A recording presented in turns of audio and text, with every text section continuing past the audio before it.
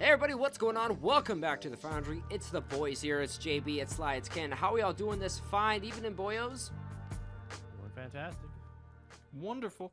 Yeah, we got a new episode of The Mandalorian to review for you guys. Episode 4 is out, Sanctuary, and it was a familiar one at that. Guys have any immediate thoughts you want to express for this one right away? I thought it was a little different, less of what I was hoping for. I like some of the characters that they have, but the setting was a little not expected. I don't know. It was interesting. Yeah, It was dark as shit. it was pretty dark. It was like, it was an okay episode. I was a little disappointed with it overall, but I didn't have like a bad taste out of my mouth or anything like that. But I was like, okay, like that's fine. Now we can move on to some stuff I may enjoy a little bit more. Yeah, because it's interesting because they kind of think they make you think they're gonna go in one direction, and then it ends up being as if, I mean, you could almost say that this episode doesn't matter to anything that's happened so far. It didn't affect anything, although most of them really haven't changed the course of what's happened, I guess. Yeah, but some of them haven't changed as much as others. But this one was particularly just like, you could have gone with or without this one. probably could have missed it, I guess. But yeah. So the Mandalorian just teaming up with little, I guess, a new friend here on a new planet, trying to escape the Bounty Hunter Guild and I guess the Imperials that want Baby Yoda. And so there's a new planet called what is it? Sorgun? Sorgun, yeah. Sorgun, yeah. So a little fishing planet. It started out with a little village just showing them getting ravaged by raiders that apparently live nearby and interrupting their dogs. Yeah, interrupting their just lifestyle and, you know, just being bad, doing bad stuff, and it kind of sets it up like, okay, the Mandalorian's obviously gonna have to help these people out. But it was interesting. I like the relationship between Baby Yoda and the Mandalorian so far. Like, they were building on it, and it's just like a lot of teasing, it seems, and it's kind of like just subtle little comedy that you can laugh at, and just little Right at the beginning they hit you with that. of them like in the cockpit, right? Yeah, that, Yeah. and then like when they get to the village and he gets the soup, and like his interaction with the bartender, he's like, "Does that cover?" It's like, "Yeah." You watch the kid. I will watch the kid because he gives her so much money. Yeah, absolutely. It's like, I will give you a little extra helping of whatever the meat was or something. I'm like, Yeah. "Damn." She's like bending over backwards. It's like she's never seen that much money in her life or something. Yeah. So those small things are pretty fun to watch. So we meet a new character by the name of Cara Dune, right? Yep. And Yeah, that's right. she was a shock trooper from the Rebel Alliance that worked on the worked in Endor, I think, just clearing up the rest of the Imperials, stuff like that.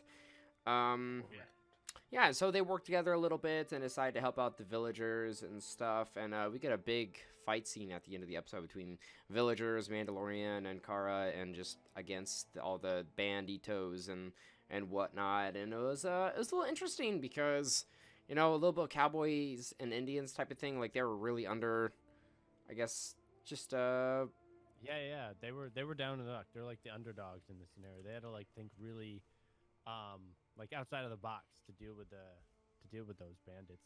So they like got the villagers, like they trained them, and like just the interactions with the Mandalorian and the villagers, I thought was really interesting. Like, it seemed like he was almost he's starting to form a little something with that one character. I don't know if they named her, right? I don't remember what they named her. probably did, but Maybe I mean, Sly remembers. yeah, Sly, do you know? Honestly, I don't remember. It was a while ago. It was like whenever they showed like a village scene, like she'd be like the pinnacle of it, and Yeah. Mandalorian got a little close, and you learned a little bit about some of his religion and like the extent of him taking off his helmet and stuff like that, and a little bit of his backstory as well, which was good. I guess like mainly the story was like, what is the Mandalorian gonna go through, and like how big is his heart? You know, although we talked about this before, how bounty hunters can have a little bit of a negativity around them, but like yet the Mandalorian still has a bit of a heart and is willing to help out people. Well, yeah, I mean, they helped that whole village, which is pretty damn intense. I mean, the main reason was money at first, but yeah, it seems like like stuff like this like grows on him. He can't just walk away after he's already said he True. was going to help or whatever, because it almost came to that, right?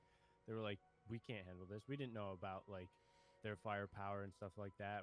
We can't do this. Like we can't help you. And then he was like, nah, we took this job. We're gonna help them. We're gonna train these people, and we're gonna fight.